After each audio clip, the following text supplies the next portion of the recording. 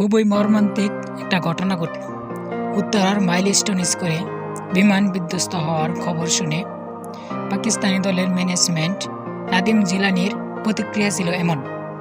এই ঘটনায় পাকিস্তানি ক্রিকেটাররাও ভীষণ মর্মাহত। মিরপুরে সিরিজ হারের আগের দিন বিশ্রামের দিনটাতে তাদের দুঃখ ছুঁয়ে গেল পাকিস্তানি ক্রিকেটারদের। কষ্টটা বেশি ছিল বাংলাদেশ ক্রিকেটারদের। মর্মান্তিক এই ঘটনায় হতাহতদের জন্য প্রার্থনা জানিয়েছে সামাজিক যোগাযোগ মাধ্যমে।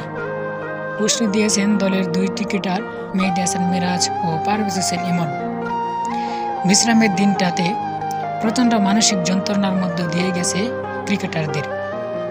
এমন ট্র্যাজেডির পর আজ রাষ্ট্রীয় শোকের দিন মিরপুরে শেরেবাংলা জাতীয় স্টেডিয়ামে বাংলাদেশ পাকিস্তানের মুখোমুখি হয়।